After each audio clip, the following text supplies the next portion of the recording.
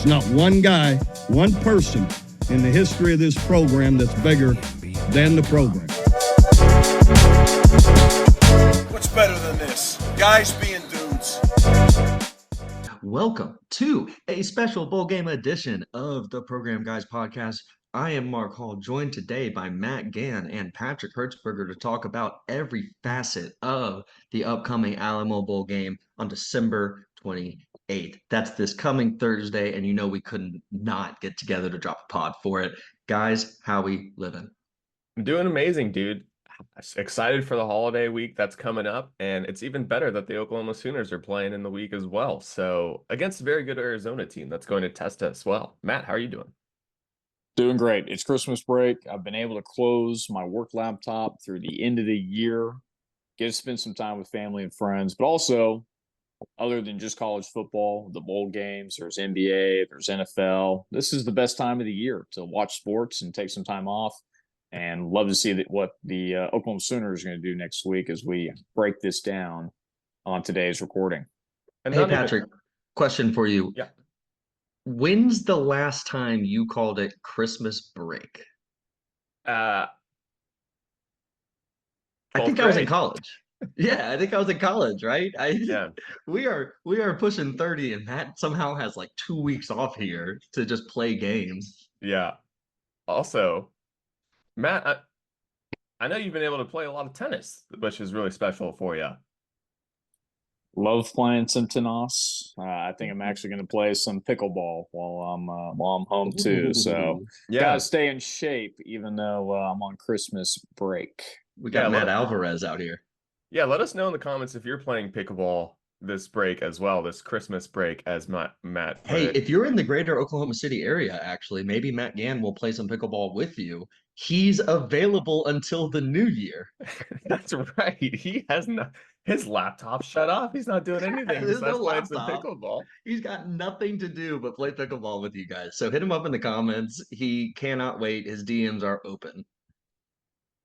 It's that time of the year. I will give out free lessons as well. If you would like to learn tennis or pickleball, come my way. DM me. I'll be here all week. If you need some free pickle, hit up Matt Gann. Okay, no, not pickleball. All right, guys, let's get going on this upcoming game. The Oklahoma Sooners are playing number 14, the Arizona Wildcats.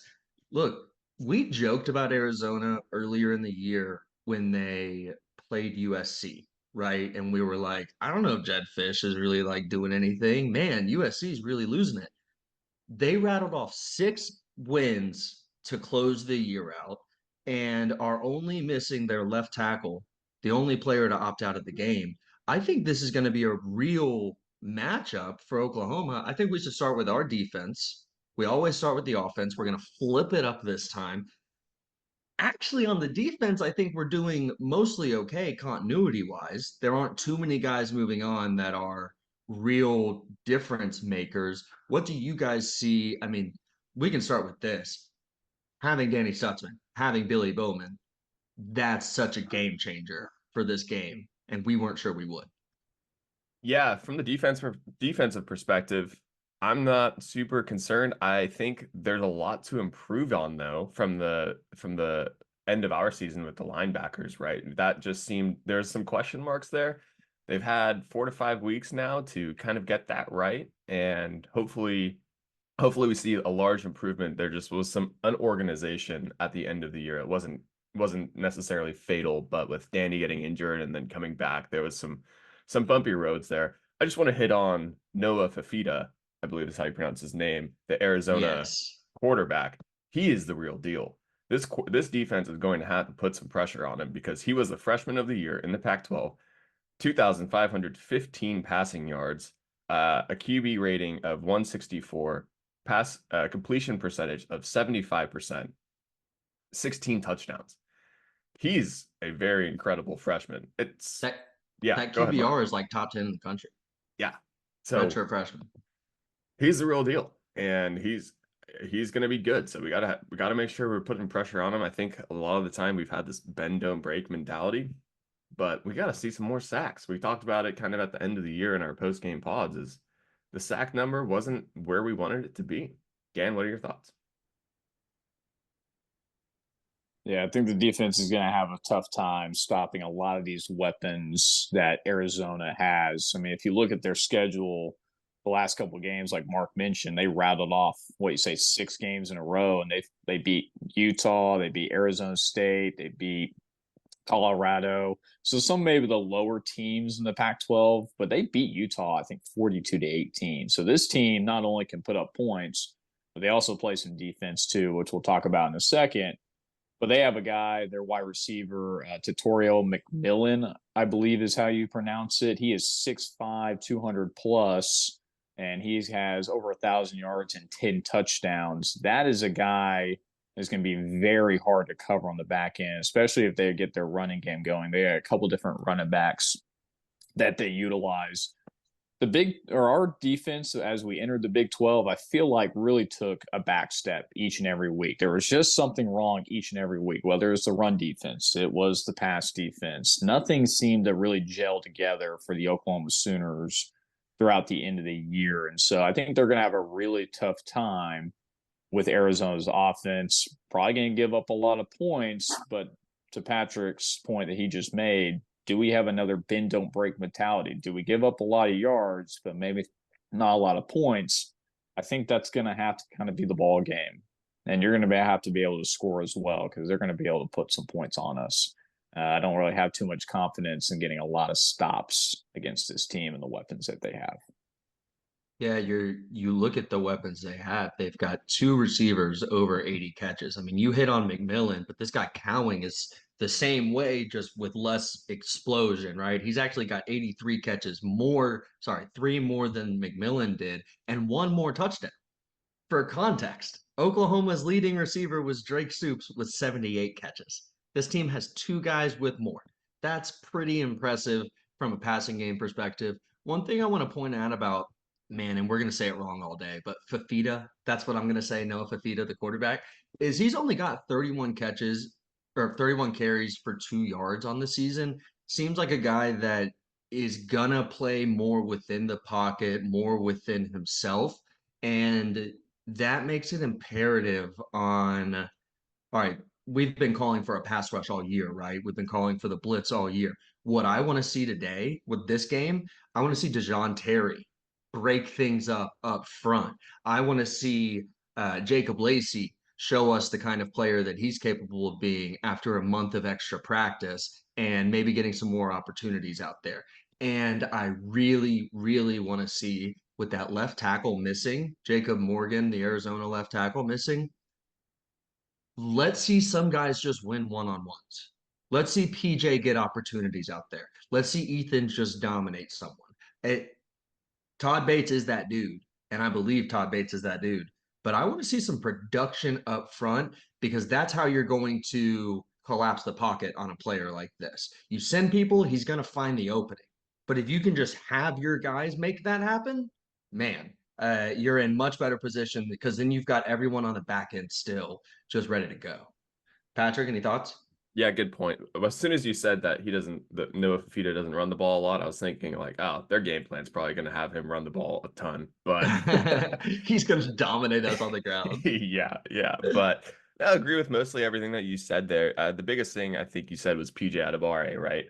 We've got to empower him to have more of a big role on this team. He's so talented. He's had a season under his belt now. I think it's time to unleash him and just get him some more snaps in this kind of game. Like the score matters, winning matters, but developing your freshman in a huge stadium on a big, TV game is big as well. So hopefully we see that not only with PJ, but with other younger studs that we have across the board.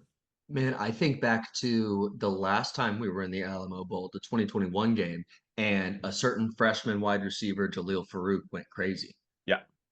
These extra practices really afford the younger guys the opportunity to come in refreshed and build up to a really great performance, hopefully. Matt, is there anyone on the defense? Let's set PJ aside. Is there anyone Yeah. else on the defense that you'd really like to see just a big performance from after a little bit of time off? Because I've got one more in my head, but I want to see if you've got one. Yeah, it kind of alludes to what you had talked about. We have to bring pressure to make this guy uncomfortable because I was able to watch a few games of Noah Fafita play, and he's very calm and cool, collected, sitting in the pocket, waiting for plays to develop. And if you give him enough time, he will dissect and make the correct throw. So that's the one thing OU's not been able to do is generate consistent pass rush. So I'm really looking forward to not just one player, but just a linebacking position group as a whole. Can those guys get downhill, prevent the running game from getting going, but also when they do bring the blitz, can they get home? And can they get home in time before Noah's be able to find a receiver that gets open? So that's what I'm looking forward to is not just one player, but the linebacking group as a whole, because as we saw, there was a lot of shifts, right? We thought it was Danny and JK7. It was looking good at the beginning of the year. And then Danny gets hurt, and that really just the linebacking group at that point fell apart. And they were trying to do a mix and match of Kobe McKenzie, Lewis Carter, those guys. Everything that you guys said, hey, they're getting these extra practices. What kind of continuity can this linebacker group and who's going to be out there at this point? I mean, now with all these practices, we really don't know who's going to be pairing up with Danny Stutzman, but that group as a whole has to come out, bring the pressure, lock down the running game. That's the biggest emphasis I'll be looking for the Oklahoma defense. All right, you didn't hit on my guy, so I'm going to go ahead and do it. It's really the whole cheetah position, but I want to see if Peyton Bowen looks right. Because between all of the guys at Cheetah this year, I'm not sure we really saw that ceiling that we expected to. Dasan McCullough, I don't think reached the potential that we were hoping he would this season. Sometimes that's the game. It might take an extra year. He came from a smaller program. I'm not going to stress about it too much, but a team like this where, hey, their leading rusher had 150 yards, sorry, 250 yards more than Gavin Sawchuk. Okay. They have really good production on the ground in addition to the pass. And so that cheetah position needs to be someone who can come up, fill the box, tackle this guy, Jonah Coleman, and can also fall into coverage and help out with a McMillan, with a Cowing on the back end. So it really doesn't feel like a Dasan McCullough game to me because of that versatility you need and his just not quite grooving in pass coverage yet. But between Kendall Dolby and Peyton Bowen, I want to see a very big performance from those guys. I'd like to see a pick. I'd like to see some run coverage. I'd like to see, solid in zone. And specifically with Peyton Bowen, just because we didn't see him as much towards the end of the year, I just want to see that guy on the field. Every time he's on the field, stuff happens. Cool stuff happens. Patrick, I don't think you got to give like one guy. Do you have like a one guy? And I then would we like can to, move yeah, the I guess offense if y'all are I'll good. go with Gentry Williams here, just from Love the that. defensive end of the ball. He's going to have to go up against one or two very, very good wide receivers, probably better, maybe better than what we faced this year. I mean, we faced some good, yeah, okay, sure, Texas, definitely. Yeah. But at least for a long time. So Yeah. this Arizona wide receiving core is good. So it'll be interesting to see how Gentry handles them because I have faith in the guy. It'll just be a good matchup. Yeah, and Woody is so solid on the other side that it's Yeah. almost like, okay, Woody will give up 2 catches. Yeah. That'll be it. We're good. Cool. Any final thoughts on the defense before we move over to the Oklahoma offense, guys, and the barren wasteland that is the offensive line going into this game? No. All right, Matt Gann, talk about the offensive line, man. It's Boy, oh boy. It is tough. I know some players have left. They're going to the draft. They've entered the portal. This offensive line is going to be quite an unknown group going in. When we see the starting lineup, I think we're all going to be very shocked of who's in there. I believe McKay Matauer said he is going to play, so that is nice. He obviously has been a consistent starter for the last couple seasons. I'm not sure about Walter Rouse, a left tackle. I don't believe he's playing either since he's entering the draft. But the offensive line with a new QB and Jackson Arnold, as well as a new offensive system, as well with Seth Luttrell taking over, Jeff Levy leaving for Mississippi State. These practices are huge to get that all together. And the offensive line, can they give Jackson Arnold enough time to actually show what Jackson Arnold can do. I mean, this might be a game where he might just be scrambling around with his, with who knows what's going on. He's just probably going to have to make plays with his legs in this game with that offensive line, just not having the consistency that we've seen this year with everyone opting out and leaving. So we're going to have to see, and I know we'll talk a little bit more in depth, but the offensive line is going to be a very big key issue in this game and moving forward. Yeah, and just to recap it real fast. So I think that Walter Rouse is playing, but Caden Green was the starting left guard, not all year, but most of the year. When he wasn't the starting left guard, it was mostly Savion Byrd. Both of those guys have hit the portal. Andrew Raym is opting out to prepare for the NFL draft. I've seen speculation that McCade Matower might be playing center this game because the center position just doesn't have a body that they trust at this point. If he does that, right guard is also open. We don't have a right guard that's there. And Tyler Guyton at right tackle has already opted out to prepare for the draft. Aaron Parks, who had a wonderful game in the Cheez-It Bowl last year as a reserve, has entered the portal. We don't know if he's going to play. That's, if you're a long-time reserve like that, it might be better to play, get the reps on film, but you never know with stuff like this. So again, just to reiterate the names that aren't going to be there. Patrick, go ahead. Man, yeah, that hurts. Just kind of you giving that overview. But look, it's also a challenge for the guys that are still in the room, right? And I think that's kind of what the coaching staff is most likely sitting them down and letting them know, like, hey, it's your choice here, and you got a lot to prove. And that's hopefully just a motivating factor for them. And there's no reason, like, these guys are good players. They play at the University of Oklahoma. They shouldn't be bad, right? They're maybe a bit more inexperienced, but they've got at least 1 year under their belt, especially with the best offensive line coach in the country. So you're expected, no matter who you are or what you are, if you're a player at the University of Oklahoma and you're on that field, you're expected to be great. So no excuses for me. Honestly, I'm not like, yeah, sure. I wouldn't be surprised if Arizona had a few more sacks that maybe they shouldn't have, or there's a few more mental slip ups, some flags, but you're a player at the University of Oklahoma, and I expect you to protect your quarterback. Good. I think we're going to see a healthy dose of Jacob Sexton, a healthy dose of Jake Taylor, a healthy dose of other dudes named Jake as they can fill them in. We just need every Jake from the Oklahoma City, Edmond area to sign up and come on out, man. It's open tryouts at this point on the offensive line. We got a lot going there. Moving to the skill position, guys, other than the obvious Dylan Gabriel, right?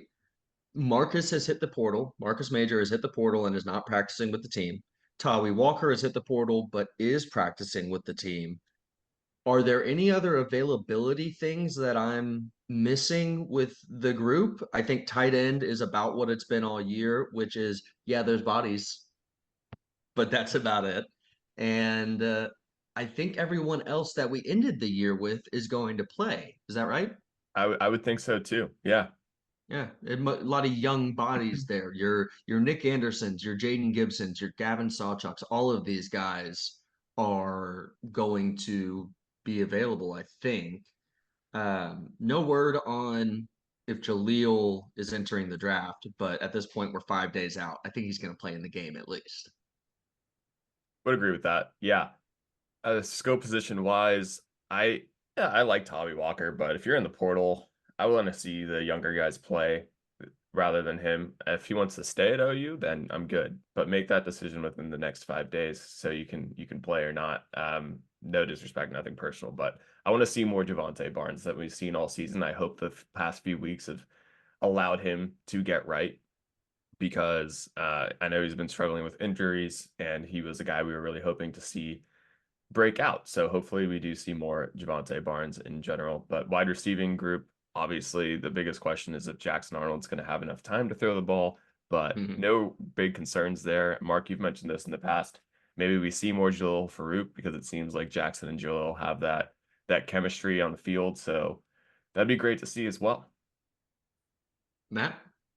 The biggest thing for a brand new quarterback And again, he has a little bit of experience, but first real starting game for Jackson Arnold is establishing the run game to help him out, to give him time. If they just throw the ball every single down, that's just going to allow Arizona to pin their ears back and go after him every single play. So the offensive line is a little bit unknown at this point. Having a new center, that is massive, right? Andrew Rame has been the anchor of the offensive line, and not having a center, even snapping the ball is just completely different. Whoever ends up, whether it's Troy Everett or it's McKay Matower, based on what you're saying, Mark, that's a huge thing because you have to call out the protections. You got to snap the ball. I mean, you got to do a lot of different things between playing center and a guard. That's a pretty big transition. So that's going to be huge for a new starting quarterback. So I would like to see the running game get established by Gavin.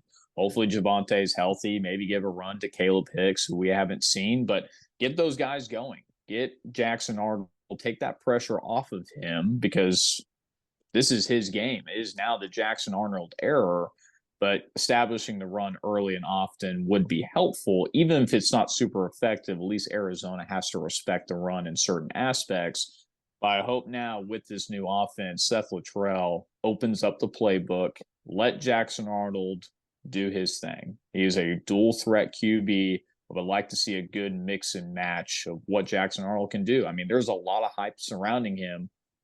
Let him play. Let's open up the playbook. Let's see what he's capable of doing. He's got a rocket, man. And Patrick, you mentioned it before in the BYU game when Jackson came in. There were two crucial third downs where the only person he looked at was Jalil Farouk. Jalil had 5 catches in that game, and I think all 5 of them were important catches. I would look for, man, get the ball out fast, but spread the field out. I think that, Seth Luttrell's a fullback, but he also is aware of the deficiencies at tight end that we've had all year. So put Nick Anderson out there, put Jaden Gibson out there, put Drake Stoops out there, and put Jalil Farouk out there, and let Jackson Arnold pick them apart a little bit. I don't know why that wouldn't be the game plan when you have, 15 practices to get ready for this, and no one has ever seen this freshman and all the things he can do. I think that's how you break tendencies. I think that's how you show up with a game plan they won't be ready for. And it's something that I'd really like to see on the offensive side of the ball. I'm hopeful to see like a really good Javonte Barnes, but because we haven't seen it, I'm iffy on that. And because they haven't given Caleb Hicks run, I'd love to see Caleb Hicks. I came into the year, singing his praises, but when Gavin has been the guy so thoroughly, I don't know how much we're going to see more of those younger guys. Yeah. And I want to see Jackson, and I want to see a lot of Jackson. Yeah, I want to see a lot of Jackson too. And thanks for mentioning it, Mark. Seth Luttrell, we have a new offensive coordinator. Let's see how much this offense changes, hopefully for the better. Let's see if it's just as fast or maybe a little slow, maybe more methodical. Interesting fact. Yeah, go ahead, Mark. No, you go. You go. Interesting fact about Seth Luttrell, not a positive one. 0-5 in bowl games at UNT.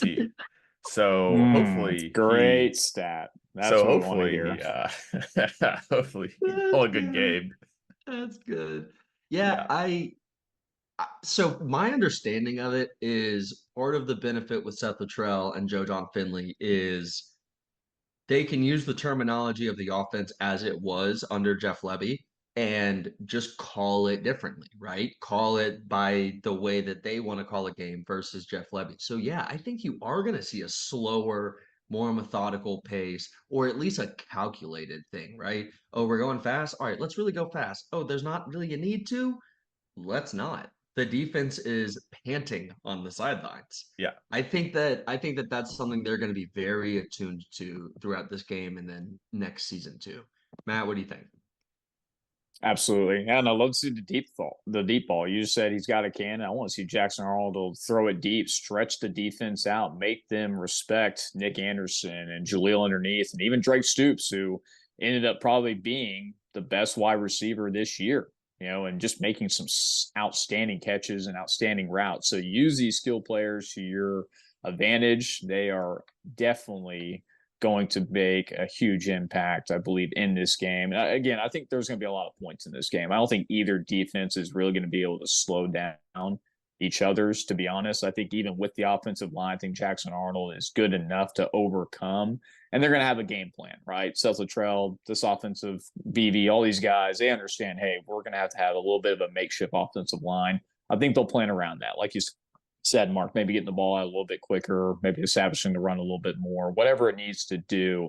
They've had this time to prepare for that. And that's hopefully what we want to see, right? I mean, we talk about 15 practices, putting a game plan together. I mean, who knows what they're thinking and trying to establish and wanting to execute. But this is Jackson Arnold's show.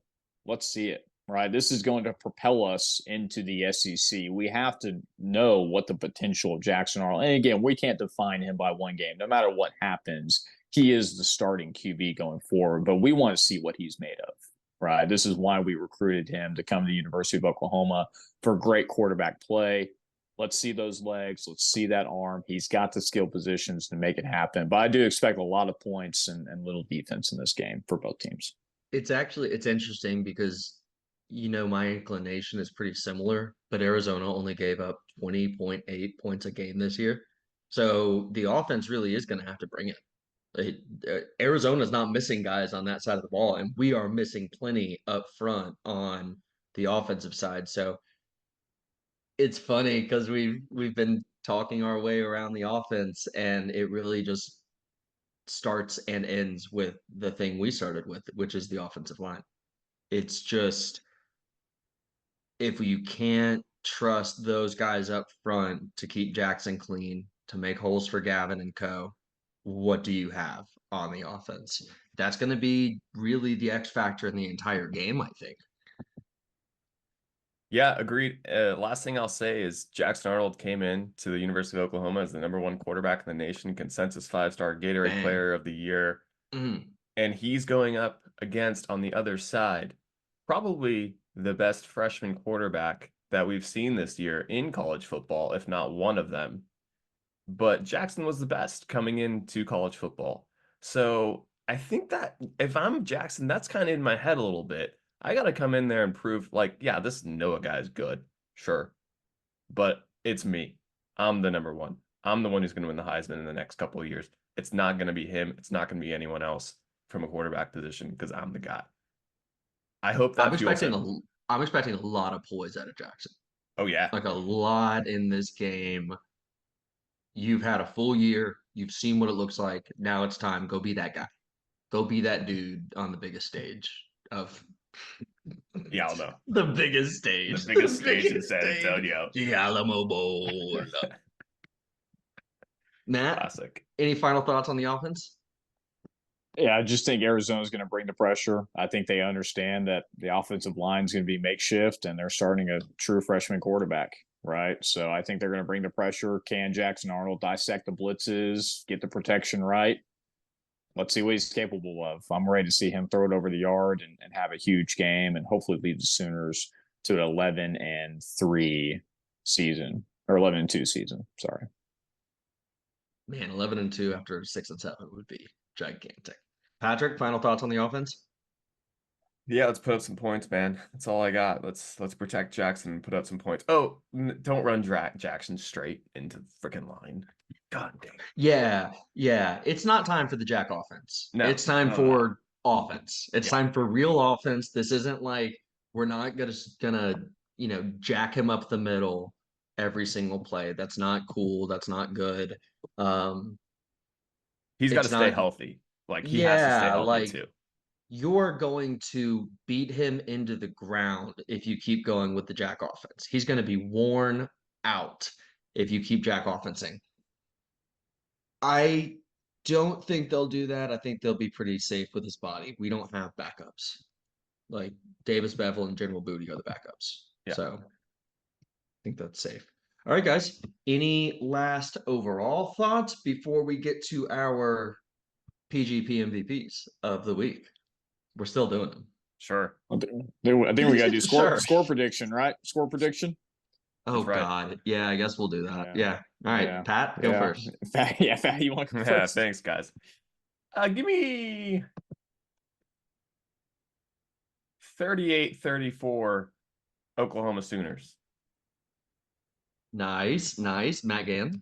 Oh man, I don't know. I'm really worried about the offensive line. I think more worried than I am about any other position. I don't know if we can get enough Yeah. pressure on Noah. I'm really worried, guys. Classic. Man, I'm going to the 30s too. I'm gonna say 35-32. The Sooners pull it out. Last second field Oh, goal, I thought baby. you were Last gonna second do field it. goal. I know. I really think Arizona will beat us, but I gotta give it to the Sooners. I think Jackson Arnold will have a game to overcome. Yep, and I'm gonna go 34-27 Oklahoma. I think that the defense comes out and has like an actually different kind of look to it after the time off. I think they're gonna look great. Yeah. All right, so we're all predicting a Sooners win. Who could have predicted that when they opened up this podcast today? Couldn't have been us. Couldn't have been us. Wouldn't have been. All right, let's wrap up with our MVPs. Patrick, lead us off. My MVP is Cheek. That's what I call Seth Luttrell. That's my name for him is Cheek.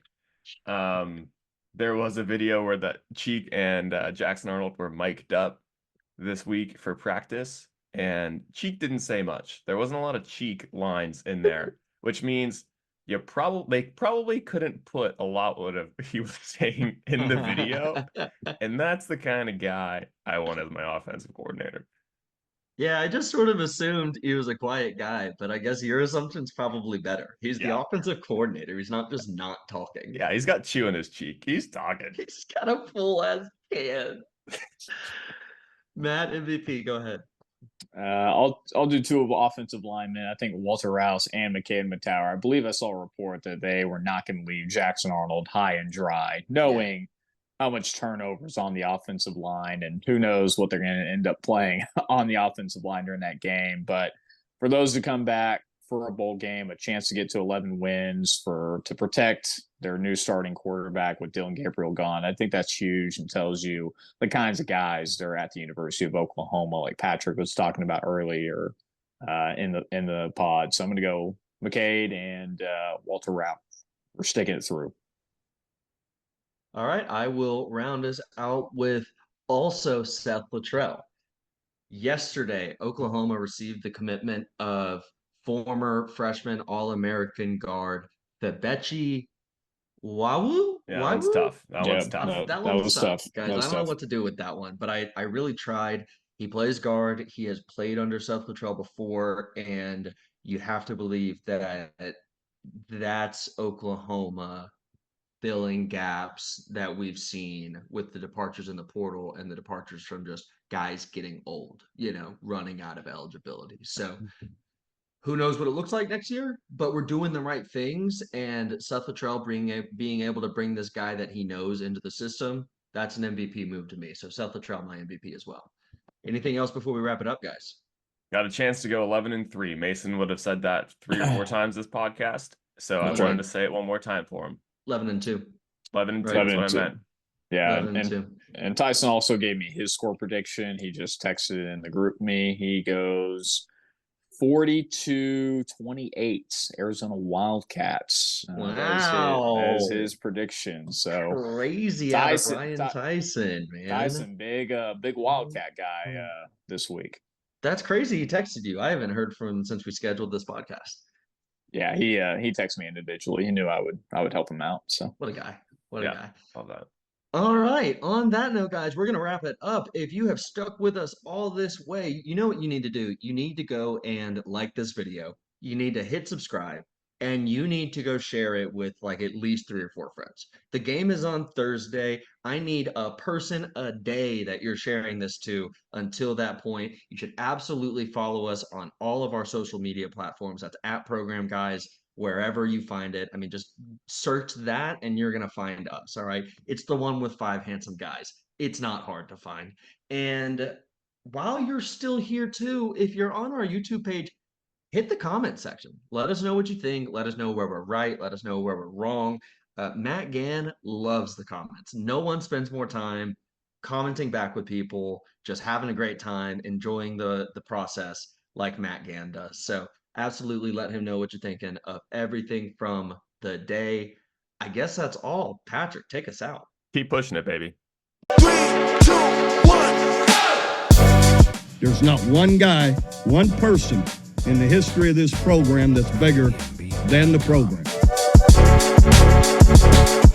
What's better than this? Guys being